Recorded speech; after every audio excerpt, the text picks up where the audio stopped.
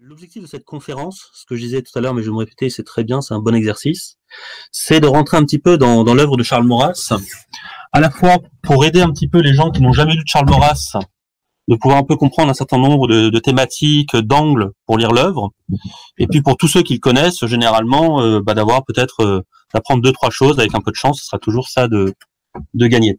De toute façon, des gens qui connaissent par cœur l'œuvre de Charles Maurras, il n'y en a pas des masses. Ils ont plus de 80 ans, donc ils sont pas capables d'utiliser le Discord. Donc, j'espère qu'au moins vous serez capable d'apprendre deux, trois choses, et puis en retour de m'apprendre des choses, parce que c'est toujours très intéressant. Charles Maurras, en très très bref, c'est un académicien, c'est un polygraphe. Il a eu une œuvre extrêmement diverse, vu qu'il a aussi bien écrit de la poésie que des pamphlets, des nouvelles, des romans. Il a touché à des styles littéraires très différents, avec des styles qui ont un petit peu varié, vu qu'au début, il faisait plutôt partie des avant-gardes littéraires de son époque, et donc il a été plutôt, on va dire, dans un style romantique, et il a rejoint notamment une école littéraire de son époque, qui s'appelait l'école romane, et il s'est figé dans une forme de néoclassicisme. Voilà, donc il a touché cet aspect-là. Il est né le 20 avril 1868, et il est mort le 16 novembre 1952, ce qui signifie que, mine de rien, il a vécu 84 ans, ce qui est quand même assez honorable à cette époque-là. Et ce qui est assez intéressant, parce que ça signifie que c'est quand même quelqu'un qui a marqué assez durablement son époque, ne serait-ce qu'en termes de durée de production et d'œuvre. Ce qui, contrairement à une légende un peu tenace, Charles Maurras n'a pas du tout fondé l'Action française. Elle a été créée en 1899 par Henri Vaugeois et Maurice Pugeot au Café de Flore. Et donc c'est assez rigolo, parce que le Café de Flore, et de manière plus générale, les bars de Saint-Germain, sont aujourd'hui plutôt rattachés à l'existentialisme et à Sartre. Or, en fait, le Café de Flore est depuis très longtemps, a très longtemps eu une réputation d'être plutôt un café de droite, vu que c'est un endroit où on pouvait croiser, par exemple, un Barrès, ou les Félibrés de droite, c'est-à-dire des auteurs provençalistes proches de Mistral, qui s'opposaient à une vision un petit peu socialiste qu'avait un certain nombre de Félibrés, et qui s'opposaient justement à un diktat de la culture française, et qui étaient intéressés de mettre en avant des cultures locales. Mais Maurras, en fait, on le rattache beaucoup à l'Action française, premièrement parce qu'il a écrit quand même énormément d'articles. Maurras, il a écrit plus de 10 000 articles, et 95% ont été écrits dans l'Action française, et les 4% restants, ça doit être à peu près dans des revues proches de l'Action française, et puis il y a 1% un petit peu qu'il a écrit dans quelques revues quand il était plus jeune, notamment la revue de la Réforme sociale. Et surtout, en fait, c'est lui qui a fait basculer cette très jeune revue qui était plutôt nationaliste et républicaine vers une revue royaliste, et qui a proposé une armature intellectuelle qui en a fait une véritable machine de guerre, qui a permis à l'Action française d'être une école intellectuelle d'aussi grande envergure que l'école marxiste qui était donnée par le PCF.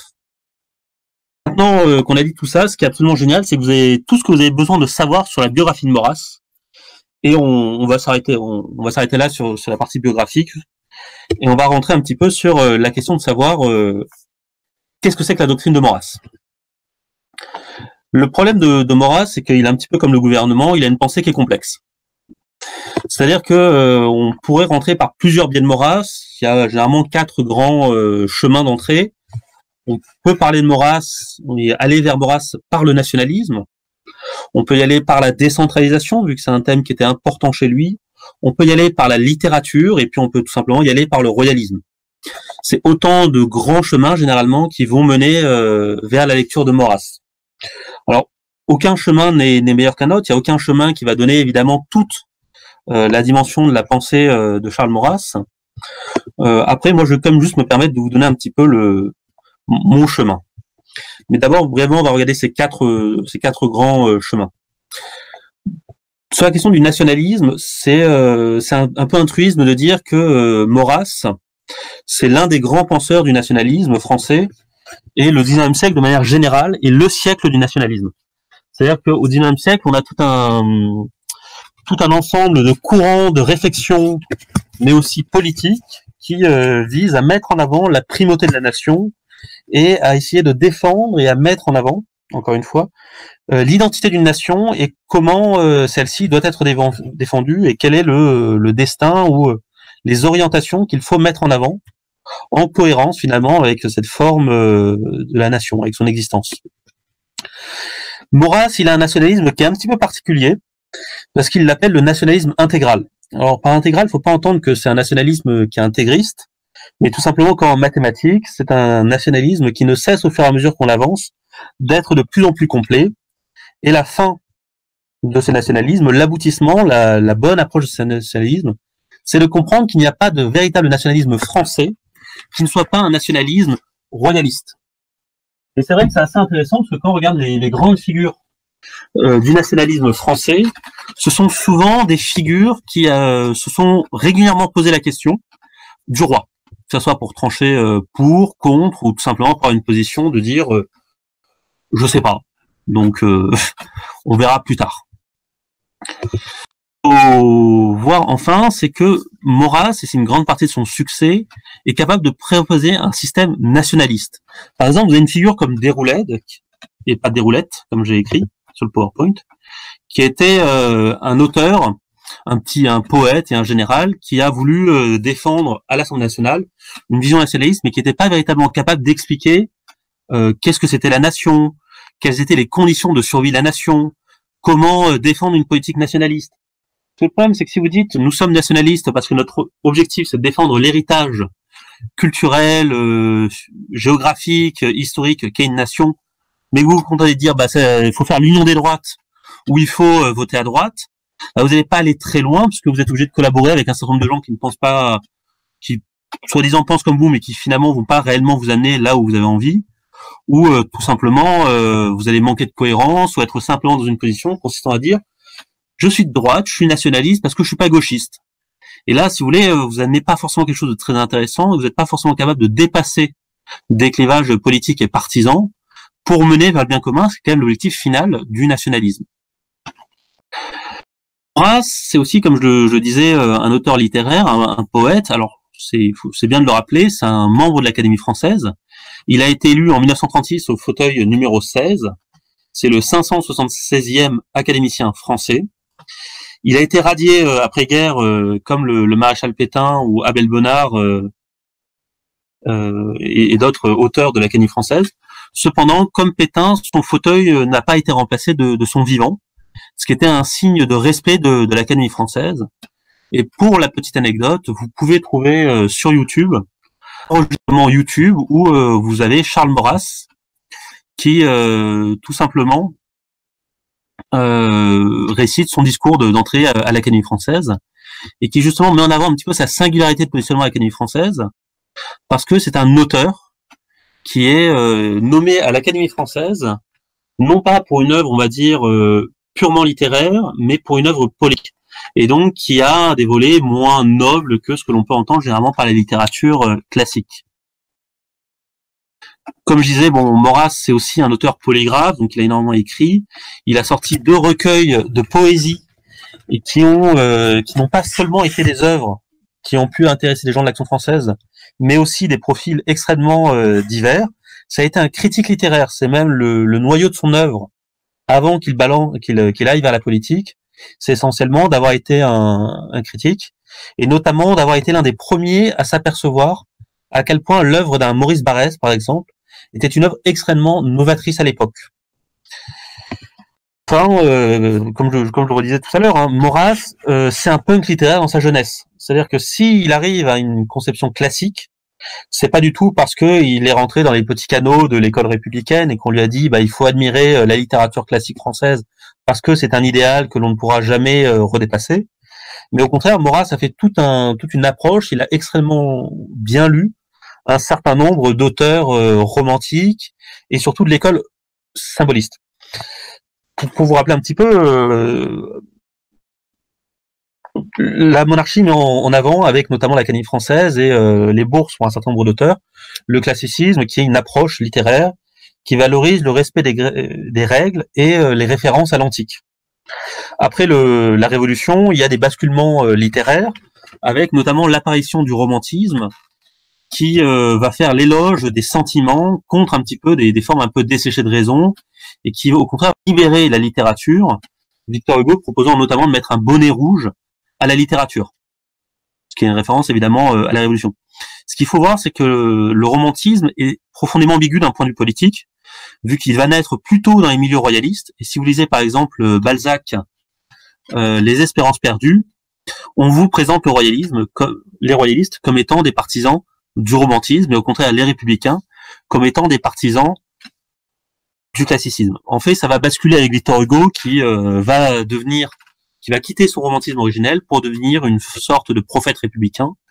Et quelque part, il va y avoir un aggiornamento de toute cette littérature romantique française par la République, et c'est ce qui explique pourquoi l'Action française s'oppose autant au romantisme.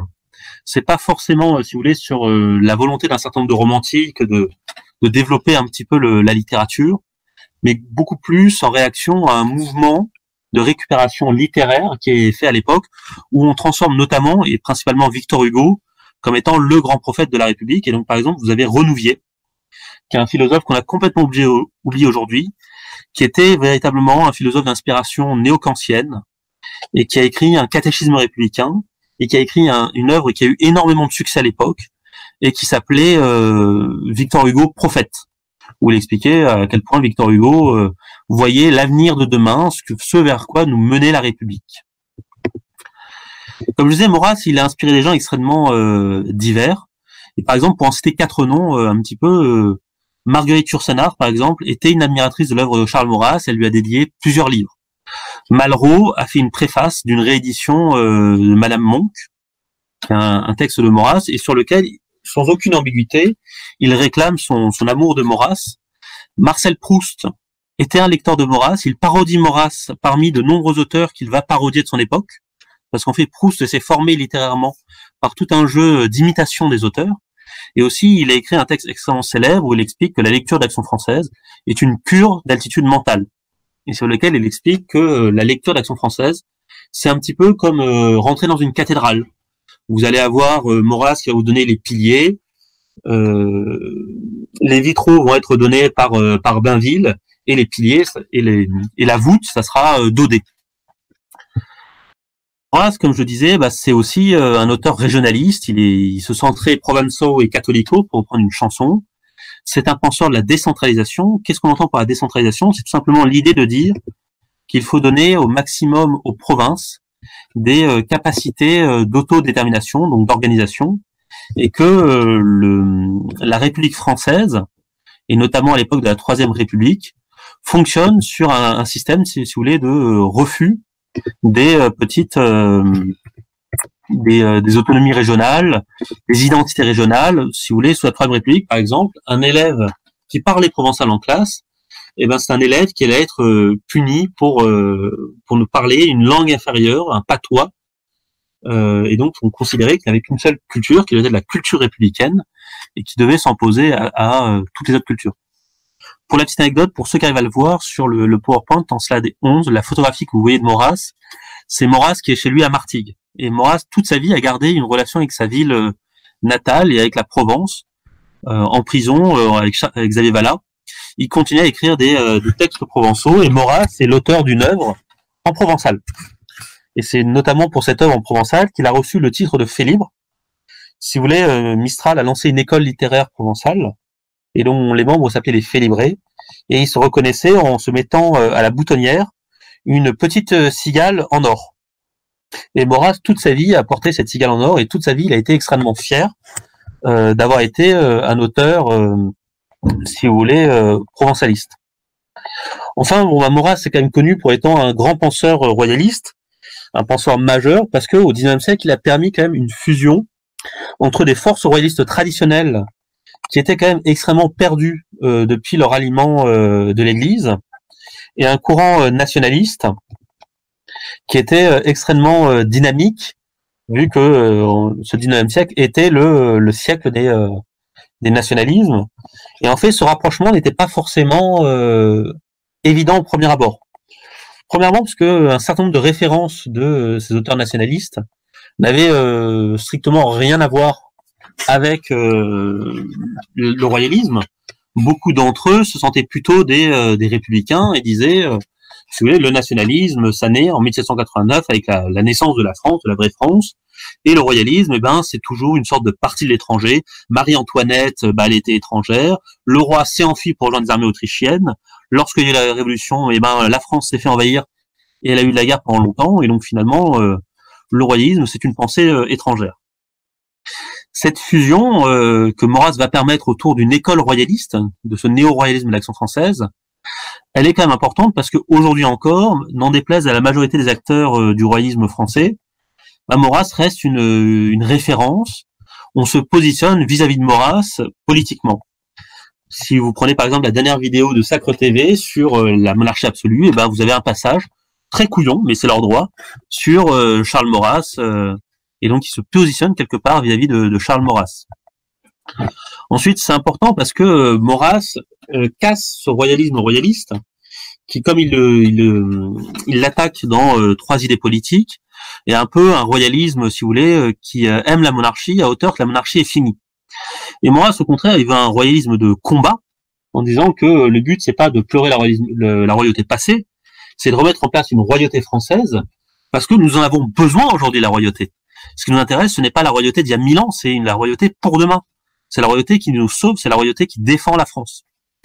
Alors, je vais pas rester au plaisir de vous mettre une petite citation sur Chateaubriand, qui est quand même resté pour beaucoup à l'époque l'auteur, si vous voulez, qui a incarné cette sensibilité de royalisme romantique. Et donc Maurras dit, par exemple, Chateaubriand n'a jamais recherché dans la mort et dans le passé le transmissible, le fécond, le traditionnel, l'éternel. Mais le passé comme passé et la mort comme mort furent ses uniques plaisirs. Bon, écoute, ça fait un peu mal pour Chateaubriand. Mais effectivement, c'est ce qui est assez intéressant sur un certain nombre d'auteurs royalistes de l'époque, et on le voit très bien avec un journal comme Le Soleil qui se veut être, Le Gaulois, excuse-moi, qui se veut être un journal royaliste, c'est que ce sont des journaux qui sont à la fois et légalistes. Et donc qui disent, le mieux c'est la royauté, mais nous ne donnerons pas les moyens d'obtenir la royauté. Alors, donc évidemment, c'est un peu, dans ces conditions, c'est un peu compliqué de faire avancer ces thèses si on dit, on veut quelque chose, mais on donne pas les moyens de l'avoir, quoi. Si je veux manger une pomme, j'ai intérêt d'aller dans le jardin me chercher une pomme ou d'aller en acheter une. Voilà, donc ça c'est un peu 4 grands axes majeurs pour aller lire Maurras, mais on pourrait encore, il y en a encore plein d'autres qui existent, parce que on pourrait aussi simplement s'intéresser à Maurras comme analyste du catholicisme. Et par exemple, c'est la thèse d'un Hilaire de Crémier, dont vous pouvez trouver un certain nombre de conférences sur Internet, qui vous explique à travers les premières œuvres de Maurras que Maurras, quelque part, a senti un certain nombre de dérives du catholicisme et du Vatican sur des questions politiques, et donc il a été l'analyste, le répercuteur, grâce à une très grande sensibilité, d'un certain nombre d'enjeux et les devançant sur un certain nombre de sujets. Et vraiment, je vous encourage à aller voir, aller écouter les conférences d'Hilaire de Crémier, parce que malheureusement, il n'a toujours pas écrit ses thèses, mais c'est assez stimulant et c'est assez étonnant. On peut aussi étudier Maurras en tant que géopoliticien. Par exemple, un Émeric Choprade, qui est un professeur de géopolitique, a sorti un article vous expliquant que Charles Maurras, dans Quel est Angers, est le premier géopoliticien moderne. On peut aussi aborder Maurras comme un philosophe, et par exemple, c'est tout le point de vue de l'œuvre du philosophe et métaphysicien Pierre Boutan, qui vous explique que Charles Maurras, sous des aspects se disant non, je ne fais pas de métaphysique, je refuse les nuées, je refuse les grandes idées générales, je veux être dans le concret, dans le réel, et là, finalement pose tout un ensemble de réflexions philosophiques, et c'est extrêmement visible. Par exemple, si vous prenez l'un de ses textes qui s'appelle L'avenir de l'intelligence, sur lequel on reviendra, où Maurras met vraiment en avant un certain nombre de réflexions qui ne sont pas de l'histoire, qui ne sont pas de la littérature, et qui sont vraiment de la philosophie, avec des analyses de concepts et des déploiements. Alors, qu'on s'en réjouisse ou qu'on le déplore, il y a aussi une autre manière, un autre angle de rentrer dans Maurras, qui est tout simplement l'antisémitisme, parce que c'est un sujet sur lequel, malheureusement, beaucoup de chercheurs vont s'intéresser à Maurras en tant que penseur antisémite. Une autre grille de lecture, et qui est assez étonnante, c'est celle en tant que technocritique et anti-progressiste. Alors dire que Maurras n'est pas progressiste, à la limite, ça, vous n'aurez pas forcément beaucoup de difficultés à l'imaginer. Mais il est vrai que Maurras met en avant tout un ensemble de réfutations, il les écrit bien, ce qui est toujours agréable, du mythe du progrès, mais aussi il s'inquiète des dérives d'un certain nombre d'outils technologiques. Et par exemple, parmi les derniers articles de Maurras, alors non pas non plus la Révolution française, parce que c'est interdit à ce moment-là, mais après-guerre dans l'aspect de la France, vont concerner l'étang de Berre et la ville de Martigues où il a grandi, et de s'inquiéter des conséquences de l'industrialisation et des rejets des industries dans le lac. Et si vous êtes déjà allé voir l'étang de Berre aujourd'hui, ben il est peu dire que c'était une question légitime à poser et que le résultat est pas forcément flatteur pour notre société. Enfin, un autre angle vraiment de lecture de Charles Maurras, c'est un polémiste. Et c'est vrai que c'est extrêmement plaisant de le lire parce qu'il peut être extrêmement et très drôlement méchant contre un certain nombre d'auteurs. Si vous lisez par exemple son texte La bataille de Fussel de Coulanges, où il raconte comment l'Action française a organisé un colloque à la mémoire d'un historien, Fussel de Coulanges, ben, il vous raconte un petit peu les dessous, les engueulades, les manipulations, et c'est vraiment très drôle. Et c'est vrai que c'est intéressant de voir que Maurras a été au centre d'un certain nombre de polémiques, avec ou sans l'Action française d'ailleurs. Ne serait-ce que les polémiques qui entouraient la question de sa mise à l'index, vu que plusieurs œuvres de Charles Maurras ont été mises à l'index comme en considérant que non seulement elles contenaient des caractéristiques païennes, anticatholiques, mais qu'en plus Maurras avait une influence sur la jeunesse qui était problématique. Et enfin, il y a une dernière manière d'aborder Maurras, qui est tout simplement celle de dire, bah voilà, c'est un morceau de l'histoire. Aujourd'hui, si vous voulez, par exemple, un professeur comme Olivier Dard doit à peu près avoir une vingtaine d'étudiants qui travaillent sur des sujets d'un point de vue historique de l'Action française ou de Charles Maurras. Et il est très loin d'avoir épuisé aujourd'hui la matière. Donc, s'il y en a parmi vous qui sont des étudiants en histoire et qui ne savaient pas forcément quoi faire pour votre thèse de doctorat ou votre mémoire et qui cherchaient un professeur là-dessus, je vous encourage à aller voir Olivier Dard sur des sujets en lien avec le en lien avec l'Action française, parce qu'il est vraiment en recherche. Enfin, moi, je vais vous mettre à grands pas. Pourquoi est-ce que moi je m'intéresse à Charles Maurras? Voilà, c'est un angle de lecture, mais comme vous avez vu, il y en a plein d'autres. Mon approche de Maurras, ce que j'aime appeler la logique fondamentale, ce serait l'idée que développe Charles Maurras, que si vous voulez avoir un système politique permettant d'avoir les libertés en bas et l'autorité en haut, on ne pourra pas passer par la République, mais on sera forcément obligé de passer par la royauté. Cette logique fondamentale, elle part d'une première prémisse qui est que le meilleur système politique est un système qui à la fois assure la sécurité de ses membres et l'ensemble le plus vaste des libertés. Et par un ensemble vaste de libertés, je veux dire par là qu'il s'agit de libertés qui sont réelles et pas des libertés formelles. La différence entre une liberté formelle et une liberté réelle, si vous voulez, c'est qu'une liberté formelle, ça part du principe que sa simple énonciation ou son passage dans le droit suffit à lui donner une existence réelle. Or, à mon sens, il n'y a de liberté réelle que si nous avons les moyens de les exercer. Par exemple, on parle énormément de la liberté d'expression, or nous n'avons pas de liberté d'expression en France. Un certain nombre de sujets, d'angles de traitement de sujets, sont interdits par la loi. De la manière, on nous dit, il y a une liberté de la presse, et en fait, si on regarde la presse est entièrement dépendante d'intérêts capitalistiques, et donc finalement, c'est un jeu de dupes, ce genre de liberté. Pourquoi cette prémisse, elle est pas purement gratuite, c'est que si on n'a pas de sécurité, on peut pas avoir un régime durable parce qu'il va s'effondrer soit sous la violence interne, les antagonismes entre les membres de la société, soit tout simplement une violence extérieure aura raison de lui. Et par exemple, c'est le grand problème des penseurs de l'anarchisme, c'est que chaque tentative de mettre en place l'anarchisme s'est écroulée sous un coup de butoir extérieur. Et l'ironie de l'histoire, c'est qu'en plus, plusieurs fois, c'est venu des communistes. Si vous prenez par exemple Makhno, qui était un chef anarchiste russe, il a réussi à créer tout un espace en Ukraine qui fonctionnait selon des règles anarchistes. Cependant, Makhno a été pris en étau entre les troupes blanches et puis surtout les bolcheviks qui ont complètement éliminé son mouvement et ses troupes. Pourquoi il nous faut quand même des libertés? Tout simplement, un régime totalitariste où nous n'avons aucune liberté, nous n'avons aucun intérêt de participer à la société, et surtout, on peut très légitimement penser qu'elles ne répondent pas du tout au bien commun. Et c'est quand même un petit peu, voilà, notre but, c'est quand même de chercher le meilleur système politique, donc c'est un petit peu délicat dans ces systèmes-là. Pourquoi la République, elle n'est pas capable de nous permettre d'avoir l'autorité en haut et les libertés en bas? C'est Tout simplement parce que la République a un problème d'arbitrage.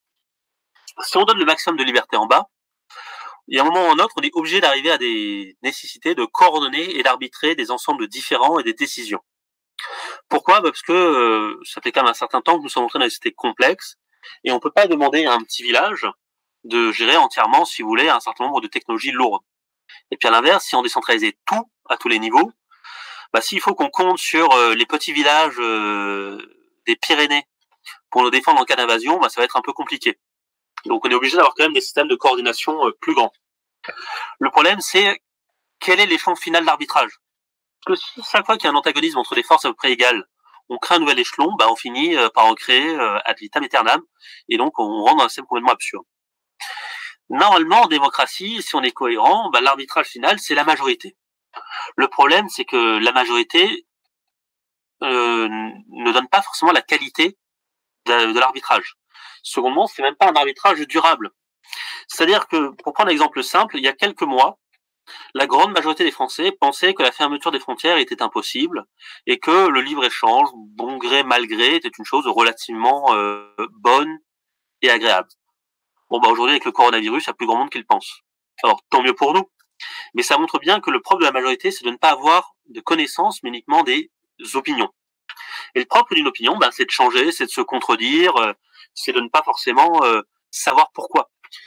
Qu'est-ce que c'est qu'une croyance, fondamentalement? Et c'est la définition que donne par exemple Platon dans le Thé et Tête. C'est une croyance qui est vraie et justifiée. Les opinions, c'est qu'une croyance. Alors au mieux, elle est vraie. Au mieux, elle peut se justifier, mais elle n'est pas les deux en même temps. Et c'est quand même un peu embêtant de temps en temps pour faire de la politique. Parce que si on passe notre temps à défaire ce qu'a fait l'autre, on va pas aller très loin. Et c'est le problème que l'on a sur les questions d'arbitrage. C'est qu'on voit très bien qu'avec une démocratie parlementaire, ce que la droite va faire, la gauche va le défaire, et ce que la gauche aura fait, la droite va le défaire. Et donc, on est dans un éternel jeu de destruction, et on n'est pas sûr qu'il y ait véritablement le côté de créatrice, comme pouvaient l'espérer des auteurs libéraux. Le second problème, c'est que, historiquement, la République a des problèmes avec les libertés réelles, et elle préfère largement des libertés formelles. Pourquoi ? Parce que la République, déjà, elle s'appuie largement sur un système de droit, sur lequel elle va lui donner une importance démesurée, vu qu'on va partir du principe que le droit s'appuie sur une pyramide du droit de Kelsen, et que finalement vous allez avoir des règles fondamentales, et que par-dessus on peut construire un édifice parfait qui va parfaitement bien réguler les relations humaines et le fonctionnement de la société. Le problème est de Kelsen, et il l'a bien vu à la fin de sa vie, en revenant notamment beaucoup plus à des thèses schmittiennes, c'est que c'est bien beau, mais ça n'existe pas. Les actions et un certain nombre d'évolutions dans les sociétés font que vous ne pouvez pas avoir un système de droit qui soit fixé et parfait. Et même à ce moment, l'application de la loi même pose problème. Et c'est pour ça qu'on a besoin, si vous voulez, d'exceptions.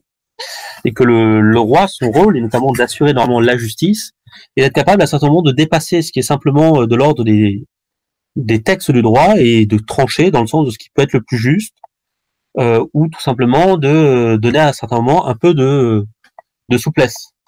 Et c'est notamment important pour assurer la justice, mais aussi pour assurer la survie du pays en cas de crise.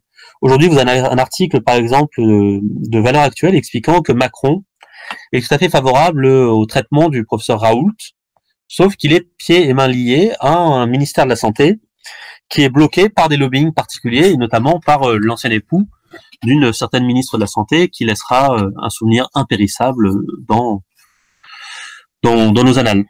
Pourquoi aussi il n'aime pas les libertés réelles ? Parce que les libertés réelles, elles sont rarement égales. Et finalement, négocier des libertés, négocier des contrats de ce que l'on peut faire, va créer des inégalités. Et ces inégalités, la République les refuse par définition. Or, nous avons tendance à penser, dans le sillage de Maurras, c'est ce qu'il explique par exemple dans l'inégalité protectrice que vous trouvez dans mes idées politiques, c'est qu'une inégalité qui est protectrice et donc qui vise à protéger les plus faibles est une chose qui est bonne en soi. Et notre société, même si elle est républicaine, même si elle est égalitariste et compagnie, elle a encore plein d'inégalités protectrices. Un enfant est inégal comparé à ses parents. Et tant mieux. Parce que si on dit qu'un enfant il est égal de ses parents, ça va être la bérésina. Parce qu'il n'est pas forcément en mesure de prendre les bonnes décisions ou de savoir le meilleur. C'est intéressant, quand vous demandez à des enfants d'écrire des programmes politiques, bah un item récurrent, c'est ben moi je veux que à tous les repas il y ait des bonbons. Alors si on faisait ça, le lobby des dentistes serait absolument ravi, mais l'état des dents des enfants de la nation, ça serait une catastrophe, quoi. Donc c'est bien qu'il y ait ce genre d'inégalité. Des handicapés mentaux très lourds qui sont sous curatelle, c'est une inégalité protectrice. Que nous n'ayons pas exactement, nous ne soyons pas sur un plan d'égalité avec un policier dans le cadre de ses fonctions, tant mieux. Mais la République, elle est prise entre le bienfait de un certain nombre de ces inégalités protectrices et son approche qui est de dire nous assurons à tout le monde la fraternité, la liberté et puis soi-disant l'égalité. Enfin, on sait très bien que la République, elle n'est pas capable de nous permettre d'avoir les libertés en haut et les libertés en bas, excusez-moi, et l'autorité en haut, parce qu'on voit très bien que chaque fois que la République a tenté de mettre en place des politiques de décentralisation, ça n'a jamais fonctionné. De Gaulle qui a tenté de faire ce genre de choses, on a obtenu un petit peu de la décongestion, mais pas véritablement des autonomies locales, et on n'a pas réellement réussi à créer des dynamiques d'encourager les gens d'intervenir dans leur vie locale davantage. Même si on a cette chance en France d'avoir vraiment un réseau d'associations qui permet quand même aux gens de s'impliquer dans la vie locale et de manière beaucoup plus efficiente que de passer soi-disant par ce qui normalement relève chez nous de la République, donc c'est-à-dire les votes, qui ne nous donnent pas grand-chose. Enfin, il y a un vrai problème, si vous voulez, pour la République, c'est que on sait que la démocratie est incapable d'assurer notre sécurité. La République, comme elle change d'opinion, elle est incapable d'avoir sur le long terme une géopolitique. Et par exemple, on voit très bien que ces dernières années, on a sacrifié une politique en faveur du monde arabe que la France a pu avoir et sur lequel on peut avoir des critiques légitimes, mais on l'a sacrifié au nom d'une politique des droits de l'homme dont on ne sait pas très bien, si vous voulez, ce qu'elle nous amène réellement, ni le bien fondé de ce que l'on peut faire. Et tout simplement, le fait d'avoir basculé d'un système géopolitique à un autre a fait qu'on a perdu un certain nombre d'anciens alliés et on n'est pas sûr qu'on ait réellement gagné des meilleurs alliés. De la même manière, on voit très bien qu'en situation de crise, il y a un vrai problème de la République pour nous protéger. Et aujourd'hui, si vous voulez, on n'a plus de masques d'entreprises françaises qui fabriquent des masques parce que notre propre ministère de l'Intérieur, par un très grand homme politique adoré des milieux cathos, qui est Pierre de Villiers, on a vendu la dernière entreprise française qui, pour l'armée, produisait et vendait des masques de protection en cas de problèmes bactériologiques. Voilà, donc ça c'est vraiment c'est une manière de lire Maurras. Et moi c'est celle qui personnellement à laquelle je suis plus attaché. Mais encore une fois, voilà, il y a plein d'autres manières de lire Maurras qui sont intéressantes. Et ce qui fait de Maurras véritablement un grand auteur, c'est que on peut être disciple de Maurras pour des choses extrêmement variées. J'aimerais maintenant dans une seconde partie dire un petit peu, bon voilà, c'est très bien de dire il y a plein d'angles de lecture. Comment est-ce que concrètement on va faire pour rentrer dans l'œuvre de Maurras? Et donc je recommandais un certain nombre d'ouvrages qui vont vous permettre de rentrer dans la vie et dans l'œuvre de Charles Maurras. Le premier que j'aimerais vous recommander si vous l'avez pas lu, parce que bon, normalement je pense que la majorité d'entre vous l'ont déjà vu ou l'ont déjà entendu parler, c'est le petit dictionnaire maurassien de Stéphane Blanchonnet, parce que c'est vraiment le degré, c'est Maurras pour les nuls, si vous voulez. C'est tout un ensemble de petites entrées comme sur un dictionnaire, qui vous permet de balayer un certain nombre de thèmes. C'est très court, ça se cite très facilement, et à chaque fois, ça vous permet d'avoir à peu près les idées au clair sur ce que pense Maurras. Après, vous n'allez pas aller très très loin avec ça, c'est pas le but d'ailleurs. C'est vraiment une première porte d'entrée pour, à terme, vous dire, bon bah voilà, maintenant je sais à peu près, grosso modo, le délire maurassien, c'est ça. Bon, c'est bien. Vraiment, si vous voulez rentrer un peu plus, c'est ce qui est vraiment le premier ouvrage un peu de simplification de la pensée de Maurras, c'est le livre de Torelli, Maurice Torelli, Maurras et la pensée de l'Action française. C'est vraiment une synthèse de la pensée de l'Action française qui est la plus pleine. Maurice Torelli, c'était un ancien doyen, parce que malheureusement il est mort, de la faculté de droit de Nice, si je ne me trompe pas, qui était notamment spécialiste du droit marocain. Voilà, je pense à certains qui m'écoutent. Vous allez avoir un petit peu plus de matière sur un certain nombre de concepts maurassiens, parce que, si vous voulez, certains sont faussement simples.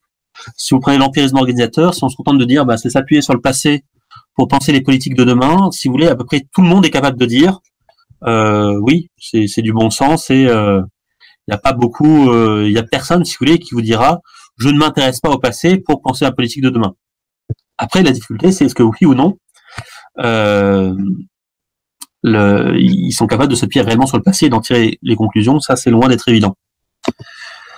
Ensuite, vraiment un ouvrage qui est beaucoup plus intéressant, qui va être une biographie de Maurras, c'est l'ouvrage d'Olivier Dard, Charles Maurras, qui s'appelait à l'origine Le Maître et l'Action et qui est devenu dans la réédition de 2018 Le Nationalisme intégral. Et c'est un peu dommage parce que Le Maître et l'Action mettait vraiment l'accent sur une spécificité de l'action française et sur quelque chose d'extrêmement intéressant sur Charles Maurras, qui est qu'il y a toujours une tension dans l'action française entre l'action, qui était le mouvement, les Camelots du Roi, les vendeurs volontaires, et la réflexion, qui était le journal. Et en fait, il y a eu toujours un petit peu une forme de tension entre à qui doit-on donner la primauté, comment est-ce que les deux s'articulent à certains moments.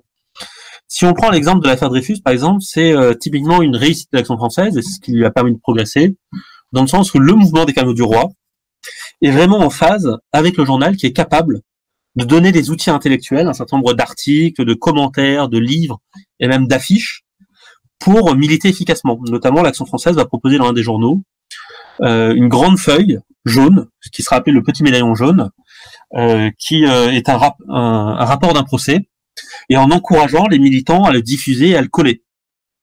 Et donc notamment un militant comme Maxime Réal-Delsart, qui donne son nom au camp d'été d'Action française, va se pointer à un énième procès en lien avec l'affaire Dreyfus, et va s'amuser à jeter le médaillon, en hurlant, bon, Dreyfus est coupable. Il va terminer en garde à vue, et sortant de garde à vue, il va passer les concours des Beaux-Arts qu'il va réussir. Ce qui vous prouve que vous pouvez militer efficacement et réussir de belles études si vous y arrivez. Un autre livre, et qui va être encore un peu plus important, plus volumineux, ça va être tout simplement la biographie de Stéphane Giocanti, qui est un membre d'Action française, qui s'appelle Maurras, le chaos et l'ordre, et qui, elle, va être assez intéressante parce que Giocanti est un spécialiste des lettres. Et vraiment, il va beaucoup plus s'attarder à analyser Maurras sur son influence dans le monde intellectuel, et notamment auprès des auteurs, et comment les racines intellectuelles de Maurras, qui sont très littéraires, comme on le disait avant, ont pu jouer dans sa manière de percevoir un certain nombre d'événements. Et de montrer cette force de Charles Maurras, que quelque part, cette position littéraire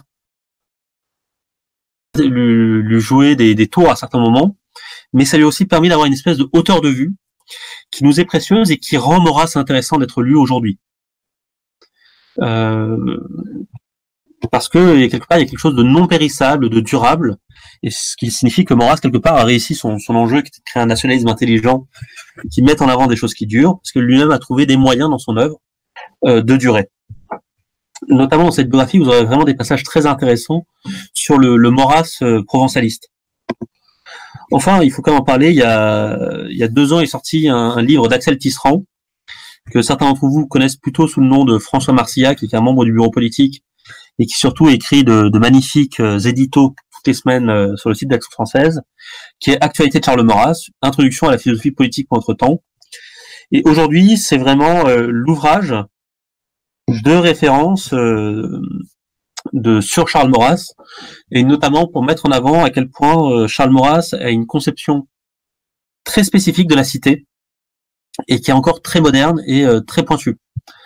Et effectivement, Maurras, sur ses conceptions de la cité, par exemple, va largement anticiper un mouvement comme le mouvement des communautaristes américains, donc qui n'a rien à voir avec ce que nous on entend par le communautarisme, mais qui est vraiment des penseurs américains plutôt issus des libéraux américains et qui sont revenus à des formes un petit peu d'ethno-nationalisme et de défense de la communauté, de pensée identitaire, comme on dirait nous en Europe, en mettant justement en avant que le bon fonctionnement de la cité, à certains moments, doit passer par certains régimes d'exception qui l'emportent sur un certain nombre de règles un petit peu, on va dire, abstraites.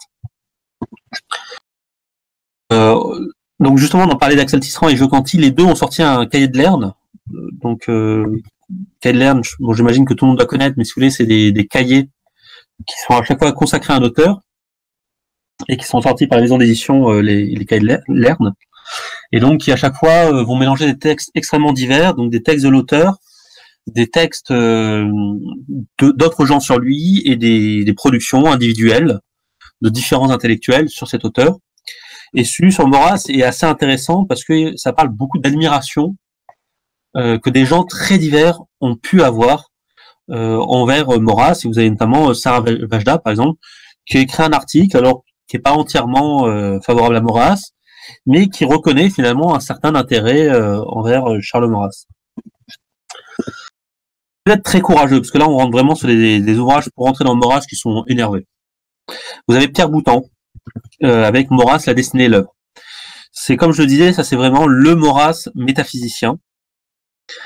Et c'est l'avantage de Pierre Boutan, c'est que c'est un vrai métaphysicien, donc on va dans des idées très complexes, très abstraites. Donc on a vraiment droit à un Maurras qui est très très intéressant. Le problème de Pierre Boutan, c'est que c'est un métaphysicien, donc pour le lire, ben c'est complexe, et surtout il sait écrire, mais pas lisiblement. Et donc si vous voulez, vous pouvez lire une première fois le livre pour apprécier toute la richesse de la prose de Boutan, une seconde fois pour essayer de le comprendre, et puis une troisième fois pour vous apercevoir que finalement vous avez rien compris depuis le début. Mais c'est quand même un ouvrage qui est très stimulant parce que Boutan est probablement la seule personne au monde à avoir lu l'intégralité de l'œuvre de Charles Maurras. Et c'est vrai que ça lui permet de sortir un certain nombre de textes, de thèmes que l'on n'a pas forcément vus chez Charles Maurras, et de vraiment mettre en avant que quand Maurras s'attache aux libertés réelles, dont je parlais tout à l'heure, cela ne signifie pas, contrairement à ce que lui-même pouvait avoir tendance à dire un peu rapidement, qu'il ne croit pas, par exemple, à l'existence de la liberté, au sens, la liberté individuelle, notre liberté de choisir A plutôt que B, au sens vraiment métaphysique du terme. Pareil sur les livres très velus, vous avez un livre de Victor Nguyen qui s'appelle Aux origines de l'action française, intelligence et politique à l'aube du XXe siècle, qui est un énorme pavé qui est sorti en 91, qui est une très belle année vu que c'est l'année de ma naissance, et qui tout simplement raconte le parcours de Charles Maurras et le bain intellectuel dans lequel il a pu baigner, de sa naissance jusqu'à son arrivée à l'Action française. Et c'est vraiment très intéressant parce que c'est Victor Nguyen se plonge vraiment dans la littérature de l'époque, dans l'importance du thème de la décadence, que la décadence pouvait avoir dans les mentalités à l'époque. Encore une fois, ça c'est quelques livres, mais il en existe encore plein d'autres, parce que par exemple, vraiment c'est à titre d'illustration, vous avez un Jean Madiran a sorti un livre sur Maurras, vous avez une très bonne biographie de Yves Chiron, la vie de Maurras, qui a une biographie solide, qui est pas forcément très intéressante sur les questions intellectuelles, mais qui va vous donner pas mal d'éléments biographiques. Vous avez Bruno Goyer qui vous sort une biographie de Maurras conne, mais bon, c'est pas grave, Bruno est un abruti, donc il ne déroge pas à la règle, mais qui peut avoir quelques aspects assez intéressants sur sa manière dont il s'intéresse de manière scientifique à la manière dont toute la vie de Maurras a été mis en place des faux Maurras. C'est-à-dire qu'on a mis en place des hommes de paille qu'on a appelés Charles Maurras, mais qui ne correspondaient pas forcément à la réalité. Ou vous avez ensuite le livre d'Alain Sanders, Charles Maurras, prophète et résistant, qui est préfacé d'ailleurs par Hilaire de Crémier dont je parlais tout à l'heure, qui est assez stimulant pour nous aujourd'hui, dans le sens où Alain Sanders finalement revient et remet en avant tout un ensemble de thématiques de Maurras qui, au sein même de nous, l'Action française, sont pas forcément les sujets sur lesquels on met plus l'accent aujourd'hui. Donc typiquement, Alain Sanders s'intéresse beaucoup à la condamnation de l'Action française. Et il explique assez bien ce qui, dans cette condamnation, tenait lieu de l'idéologie, ce qui pouvait être légitime, et pourquoi la position de l'Action française de dire non possumus n'était pas simplement un acte d'orgueil, mais quelque chose de très réfléchi. Une troisième partie très personnelle de ce qu'il faut lire de Charles Maurras. Mais encore une fois, voilà, c'est une œuvre qui est tellement énorme que c'est pas parce que c'est mon top 5 qu'il n'y a pas plein d'autres œuvres à lire, mais moi je les aime bien, donc voilà, je les recommande. Premièrement, je vous conseille d'acheter, avant même mon top 5, les éditions Robert Laffont, sous la collection de bouquins, ont sorti une réédition qui s'appelle Charles Maurras, l'avenir, l'intelligence et autres textes, qui est préfacée par Jean-Christophe Buisson, qui est un ancien de chez nous de la revue Réaction, et qui en plus est établi et présenté par Martin Motte, qui lui aussi vient de chez nous. Donc c'est bien, on est en famille, et sur lesquels vraiment vous trouverez la plupart des textes intéressants de Maurras, et voire même ce qui peut être intéressant dans un certain nombre de cas. Si vous trouverez certains textes abrégés, je pense notamment à Quel étranger, qui a en fait un bouquin énorme, mais qui a tellement de passages contextuels en lien, si vous voulez, avec l'époque de Charles Maurras, que aujourd'hui ça n'a pas forcément beaucoup de plus-value de les lire, Et surtout, ça tend, nous, à nous éloigner un petit peu de la conclusion, qui est que la République n'a pas de géopolitique fiable, qu'elle n'est pas capable de mettre en place un système diplomatique solide. Voilà, une version abrégée, c'est aussi bien pour nous, quoi. Après, voilà, si c'est les puristes qui veulent le lire en entier, faites-vous plaisir. Premier texte auquel j'aimerais vous encourager à le lire, c'est L'avenir de l'intelligence dont je parlais tout à l'heure. Ce qui est intéressant avec ce livre de Charles Maurras, c'est que il met vraiment en avant la manière dont l'argent a pris une place de plus en plus importante et à quel point toutes les questions intellectuelles vont finir par être soumises aux puissances de l'argent. Et typiquement aujourd'hui on le voit, et puis j'aurai peut-être l'occasion de vous en reparler de ça lundi sur la conférence sur la contre-culture. Aujourd'hui, si vous voulez, une grande partie de la production culturelle dépend d'intérêts économiques. Les libraires aujourd'hui vivent en partie grâce aux ventes, si vous voulez, d'un auteur comme d'auteurs comme BHL ou Marc Lévy ou un François Despinoux, si vous voulez, de sous-littérature. Mais ils en ont besoin économiquement. Ce sont des auteurs qu'en plus ils peuvent vendre à la télévision parce que ce sont des auteurs consensuels qui sont calibrés pour être bien vendus, qui sont calibrés pour la plage. Et donc, si vous voulez, l'intelligence aujourd'hui est soumise à un certain nombre de conditions économiques qui la limitent. Le contexte sur lequel j'aimerais vous encourager à lire, c'est l'idée de la décentralisation. Ça fait partie des textes du basculement de Charles Maurras, où véritablement il passe d'un auteur purement littéraire à un auteur politique.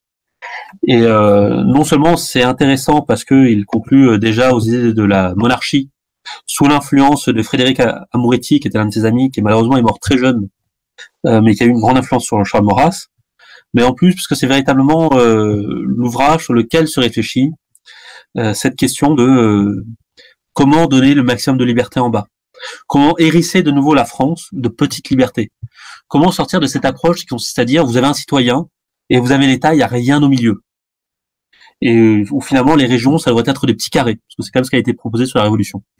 Comment se réapproprier à nous-mêmes l'idée que nos terroirs sont quelque chose de réel, d'incarné. Deuxième, je vous ai mis quand même là, je vais pas forcément briller par l'originalité, c'est Mes idées politiques. C'est le bouquin que Maurras lui-même a écrit, enfin a fait compiler par son amante, comme étant la synthèse un petit peu de ses idées politiques. Et donc c'est très intéressant parce que c'est là-dedans que vous aurez le fameux épisode du petit poussin de la politique naturelle où Maurras explique que la différence entre l'homme et le petit poussin, c'est que le petit poussin qui sort de la coquille est parfaitement autonome, alors que l'homme est un héritier, il est dépendant de ses enfants, de ses parents qui le nourrissent, qui l'élèvent, et donc quand il devient autonome, eh ben il est endetté auprès de la société, et c'est pour ça qu'il doit redonner à la société. Il a reçu, donc il redonne. Contrairement à ce que peuvent imaginer un certain nombre d'auteurs libéraux, en fait, nous, sans société, sans organisation sociale, il n'y a pas d'individu. Et de toute façon, il n'y a pas de petits Mowgli qui existent de tous les côtés du monde. Et puis dans les idées politiques, vous avez un texte qui est assez passionnant où Maurras renvoie dos à dos, et ça vaut le coup d'être noté, Rousseau et Hobbes sur la question contractualiste, et sur laquelle Maurras propose véritablement une vision de la naissance de la cité, qui n'est pas tout à fait aristotélicienne, en ce qu'elle est capable de répondre aux théories du contrat, mais qui en même temps a cette sagesse de dire non, l'homme sauvage n'est pas tout bon, et non, l'homme à l'état de nature, ce n'est pas simplement une vie de brute, nos vies peuvent être autre chose qu'une vie courte, méchante et cruelle. En quatrième ouvrage, je vous recommande, et en plus vous le trouvez édité aux éditions de Lerne, L'ordre et le désordre. L'ordre et le désordre, c'est intéressant parce que ça fait partie des textes vraiment métaphysiques de Maurras. Et Maurras nous explique qu'il y a toujours de l'ordre dans le monde, même si on n'a pas l'impression, et que la défense de l'ordre, qui est aussi pour Maurras la défense du beau, du bien et du bon, est quelque chose d'important. Enfin, en cinquième, je vous recommande de lire la poésie de Maurras, et notamment la musique intérieure. Premièrement, parce que la poésie de Maurras, en partie, peut rejoindre un certain nombre de ses thèses politiques, et donc c'est assez intéressant de les voir. Vous avez notamment la bataille de la Marne, où, sous prétexte de parler de ses amis qui sont en train de se battre en 14, Charles Maurras, tout simplement, aborde la question des relations entre la France et l'Allemagne et comment à plusieurs reprises l'Allemagne a été finalement ce qui a contribué à la dissolution de l'Europe chrétienne. Et c'est une thématique assez intéressante parce que souvent certains nous attaquent en disant oui mais vous l'action française vous êtes des nationalistes, vous n'avez pas de pensée de l'Europe, vous détestez l'Allemagne gratuitement. En fait non, on a une pensée de l'Europe, on pense que il peut exister quelque chose qui soit une Europe, mais cette Europe a été fragmentée parce que le catholicisme, parce que le christianisme s'est divisé entre catholiques et protestants, parce que on a vu la disparition de l'Empire carolingien et donc la naissance quelque part de la France et de l'Allemagne, et qu'on a développé des idées romantiques, qui sont des idées anarchisantes, qui sont des idées qui font l'éloge finalement du sentiment contre tout, et c'est pas forcément des bonnes choses. Et puis tout simplement, c'est une belle poésie pour ceux qui connaissent la prière de la fin. C'est juste un très beau poème et c'est juste plaisant littérairement à lire. Et puis ça permet de donner aussi à voir un autre Maurras, dans le sens où beaucoup de gens attaquent Maurras en disant mais c'est un penseur désincarné, desséché. Mais non, en fait, il avait c'était un homme comme vous et moi. Il mangeait bien, il buvait bien, il entendait mal, ça c'est sûr.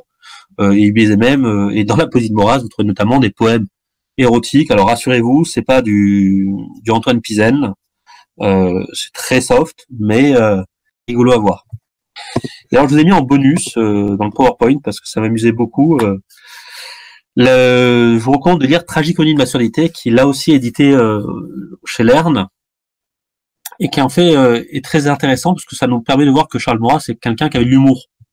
Tragicomédie de maçonnité, ça raconte un truc qui est pas très drôle normalement. Maurras raconte comment il a perdu Louis, très jeune, adolescent, et à quel point ça l'a plongé dans le désespoir, et à quel point ça lui a créé un certain nombre de gènes.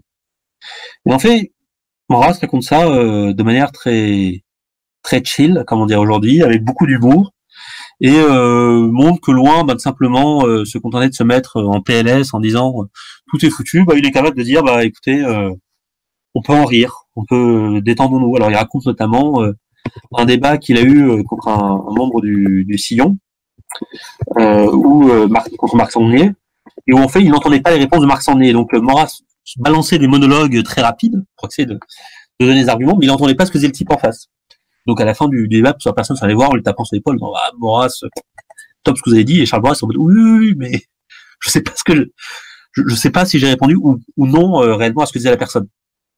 La manière, vous avez des anecdotes sur les relations entre Maurras et les femmes, parce qu'aussi que ça puisse paraître, Maurras est un auteur qu'on aurait pu qualifier à l'époque de relativement féministe. Maurras est en faveur du droit des femmes.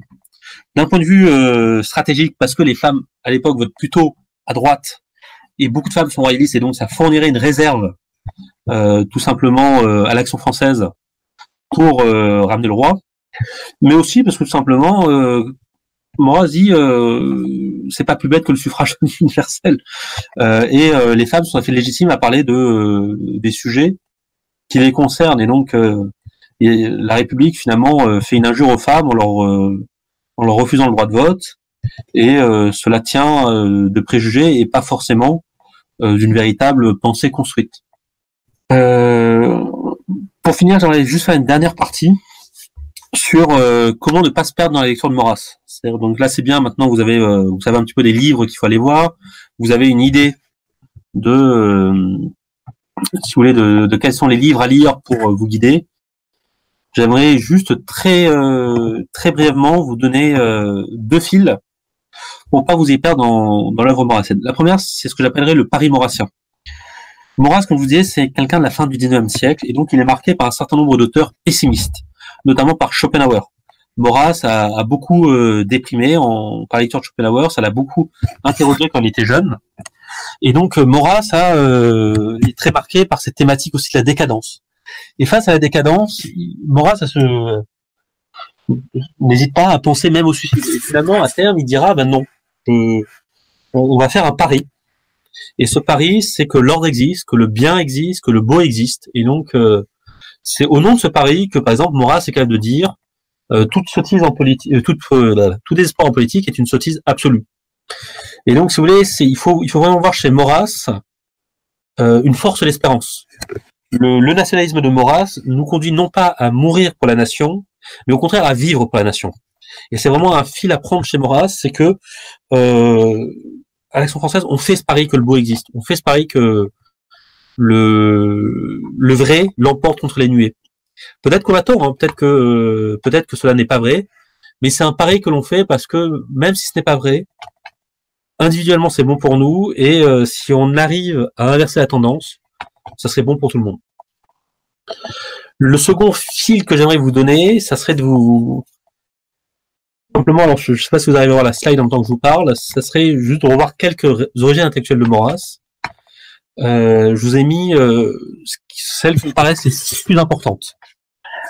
La première, c'est Auguste Comte, et je vais me mettre un peu dans le même sac, Hippolyte Taine, c'est-à-dire des auteurs qui sont positivistes, et donc qui vont avoir cette pensée de dire que il faut réfléchir sur les conditions de nos connaissances scientifiques, et que il faut avoir une approche scientifique, ou tout du moins qui ait les traits de la science, d'un certain nombre de problématiques, et ça vous permettra de déterminer un certain nombre d'orientations.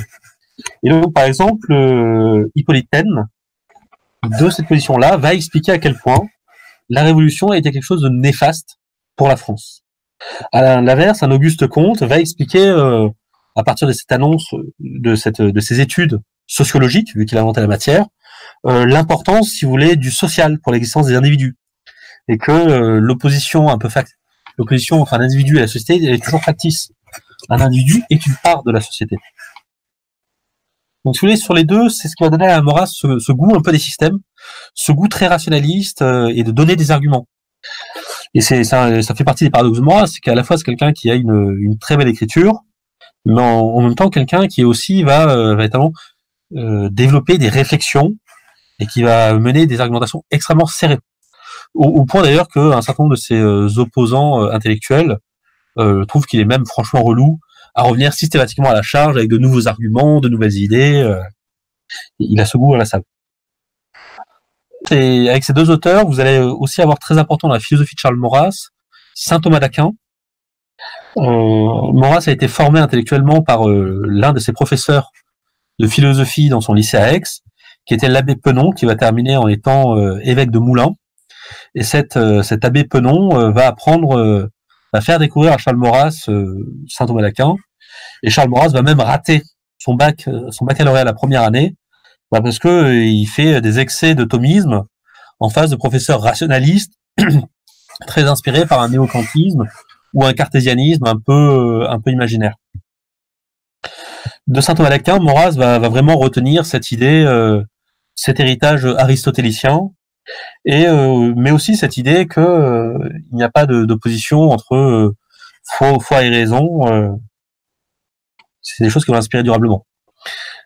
Ensuite, il va y avoir la découverte de Mistral, qui va être quelque chose de très important pour l'intelligence de Maurras, parce que Mistral va lui faire découvrir la décentralisation, qui va le mener vers le roi, mais aussi toute la culture provençale, et donc l'importance des cultures locales.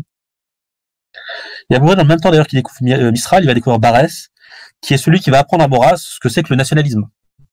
C'est-à-dire que ce que Maurras, lorsqu'il était un membre de la bohème littéraire de son époque, n'est pas du tout nationaliste. Ça ne l'intéresse pas. Or, Barès va l'entraîner notamment dans la rédaction de son journal qui s'appelle La Cocarde, et donc dans lequel Maurras va fréquenter des auteurs nationalistes, développer des thèses nationalistes et avancer sur ce genre de sujet. Et l'un des grands regrets de Maurras, c'est que Barès soit resté républicain, que Barès n'ait pas fait le saut d'être royaliste. Et d'ailleurs, si vous lisez l'enquête sur la monarchie, qui est des séries de discussions entre des intellectuels de l'époque et Charles Maurras, vous avez un passage sur ce que Barès dit, où Barès exprime ce qu'il pense du quadrilatère maurassien, et Maurras lui répond.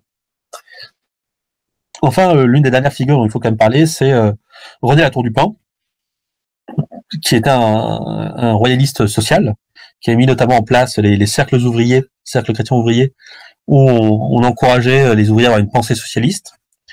Et donc René Latour du Pin a énormément influencé la vision sociale de Charles Maurras, notamment dans certaines idées concernant le peuple juif. Et Maurras dira, on dit souvent que la Tour du Pin est l'Action française. En fait, ce n'est pas vrai du tout. C'est l'Action française qui est qui est en faveur de René Latour du Pin, qui est avec René Latour du Pin. Ce qui est intéressant sur ces filiations, c'est que c'est quand même, ça montre quand même que Maurras synthétise des éléments extrêmement hétérogènes. Ce qui est aussi étonnant, c'est que ses références elles sont beaucoup plus littéraires et historiques que politiques ou philosophiques, malgré qu'il ait quand même cette base philosophique avec saint Thomas d'Aquin notamment, ou aussi Schopenhauer, qui est extrêmement solide. Et enfin, voilà, c'est des approches très extrêmement diverses. Bon, ça fait un bout de temps que je vous tiens le crachoir, donc j'ai quand même conclure pour vous laisser de la place aux questions. Charles Maurras, c'est un peu un continent, comme on dit pour Bhoutan, et vraiment, ça vaut le coup de le lire.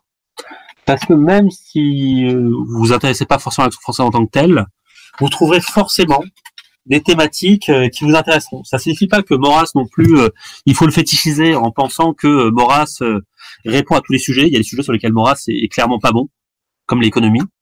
Mais il y a tellement d'éléments qu'on va forcément trouver des choses. Et il y a toujours au moins ce niveau de qualité qui est la qualité de sa prose. Après, comme je vous dis, je pense qu'il y a des bonnes raisons de croire ou de se sentir maurassien. Ce n'est pas encore une fois voilà qu'il faut abdiquer son intelligence. Hein. Maurras avait des maîtres, nous aussi. Mais je pense qu'il y a une véritable vertu à prendre Maurras comme maître, parce que c'est un maître exigeant et en même temps diversifié. Et donc juste avant de passer aux questions, je tiens d'abord à vous remercier ceux qui êtes restés pour me subir en train de parler. Je remercie la section d'Avignon qui m'a invité à faire cette formation. Voilà, bah écoutez, je vais répondre aux questions maintenant. Merci Francis pour cette conférence très très très enrichissante. Souhaites-tu que je pose les questions ou alors tu préfères les lire toi-même? Pose des questions, ça sera. Ok, donc première question de Laurence. La date originale de l'AF est-elle 1898 ou 1899? Pourquoi y a-t-il une confusion entre ces deux dates? Alors 98, c'est le lancement de la revue du comité. Et de 99, c'est en fait c'est la date où l'Action française dit qu'ils naissent officiellement lors d'une conférence donnée par Vaugeois à la rue d'Athènes et qui justement se présente comme étant l'Action française. D'accord, merci pour cet éclaircissement. Autre question de Claire de Bayonne. Avant de rejoindre l'Action française, les entre guillemets royalistes traditionnels du début du XXe siècle n'étaient-ils donc pas nationalistes? Ils sont pas nationalistes au sens qu'au XIXe siècle, on va donner au nationalisme qui est vraiment un corpus constitué et un certain nombre de thèses et de thèmes. Après, ils sont nationalistes dans le sens où clairement ils ont un sentiment patriote, ils veulent l'intérêt de la nation, ça il y a pas de doute. Mais si tu veux le terme même de nationalisme leur est étranger, ils l'utilisent pas.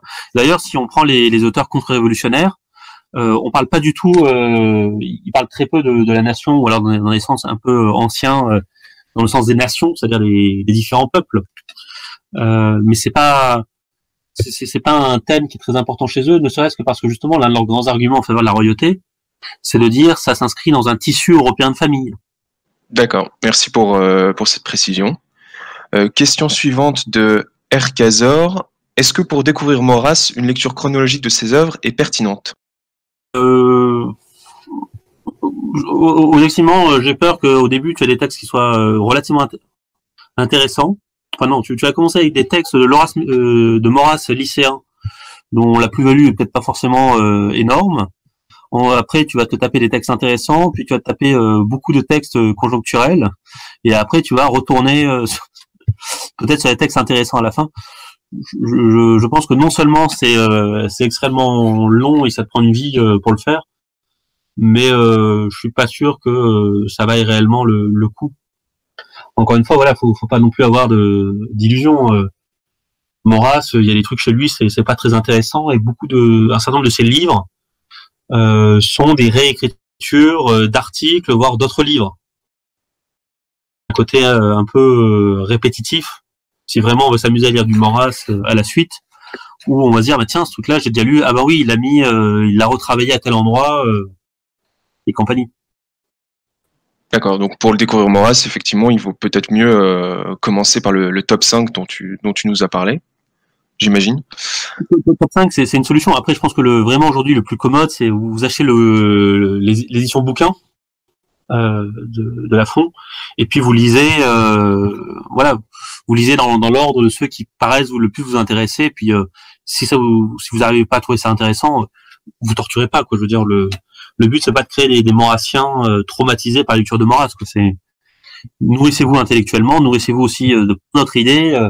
N'hésitez pas à lire aussi les critiques de Maurras, parce que j'en ai pas parlé, mais par exemple un truc qui est passionnant, c'est que Sartre, dans son texte sur la question juive, ce qui est un tiers du bouquin est consacré à une tentative de réfutation de la différence entre pays réel et pays légal.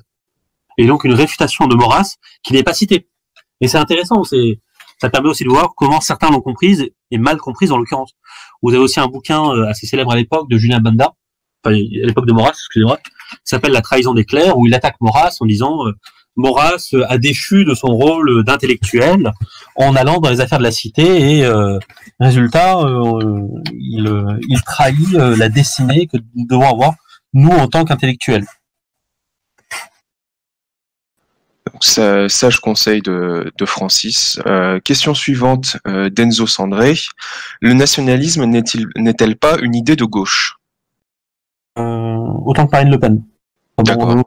Enfin, au-delà de la blague, le nationalisme, à l'origine en France, c'est une idée révolutionnaire. Donc, enfin, on aurait plutôt tendance à dire une idée de gauche. Après, c'est vrai qu'il y a un basculement au XIXe siècle en France qui, de ce point de vue-là, est assez emblématique.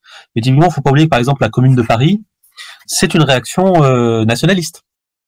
Et c'est vrai que c'est assez intéressant quand on y pense, quoi. Comme ça, on peut voir que le nationalisme n'est pas qu'une idée de droite, entre guillemets.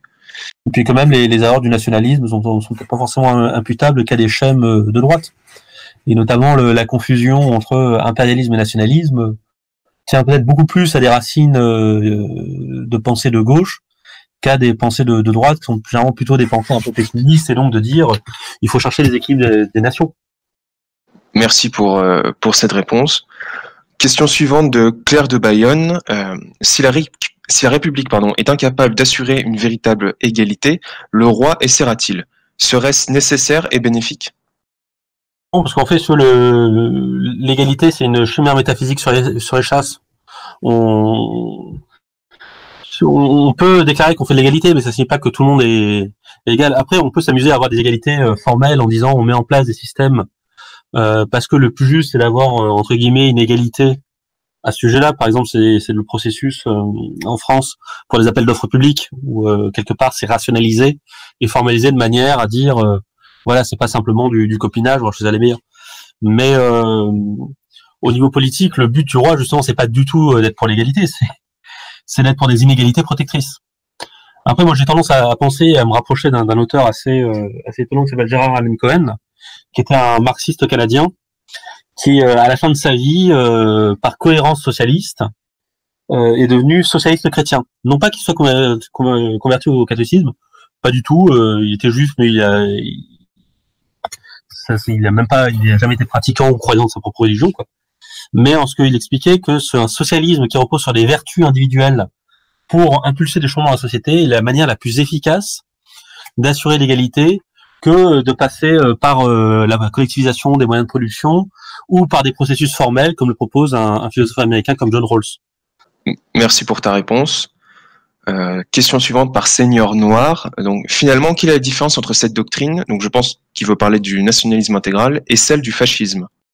Alors déjà, je vais parler, mais j'ai peur qu'il y ait des experts du sujet qui soient dans le fil, donc j'espère qu'ils nous feront leur conférence sur le sujet. Les Bordelais, si vous m'entendez. Le point le plus important, c'est sur la question du rôle de l'État. Encore une fois, voilà, notre but, c'est d'avoir les libertés en bas, enfin, ou l'anarchie en bas, si vous êtes plus provocateur comme moi, et l'autorité en haut. Le fascisme veut l'autorité d'en haut jusqu'en bas. Et c'est la fameuse formule de Mussolini qui a extrêmement choqué Maurras et qui l'a répété à de nombreuses reprises. Un État qui prend en charge l'enfant de sa naissance jusqu'à sa mort, c'est problématique pour Charles Maurras. Et pour moi aussi d'ailleurs. C'est un État qui quelque part va se mêler de tout, qui déborde largement le cadre et qui sert pas du tout le bien commun. Le but, un État, c'est un outil. C'est pas une fin en soi. Avoir un super État, c'est pas forcément un titre de gloire. Le fait que notre État aujourd'hui, par exemple, ait fait une réglementation sur la courbure des bananes, c'est pas le signe d'un bon État. Effectivement, merci pour cette rapide précision entre la différence entre la doctrine maurassienne et le fascisme. Je vais peut-être prendre une dernière question parce qu'il y a un chapelet qui commence. Donc, je prends la question de Robin de Arras. En quoi la Commune était une réaction nationaliste? Refuser la défaite de l'Empire et voulait continuer la guerre. Bon, merci pour ta conférence tout d'abord, Francis. Il n'y a pas de film biographique sur la vie de Maurras, mais il y a une BD en préparation chez Même Royaliste. Effectivement, je vous invite à aller vous renseigner sur l'actualité quant à l'avancement de la bande dessinée. Donc, encore une fois, merci Francis pour ta conférence et d'avoir accepté de répondre à nos questions.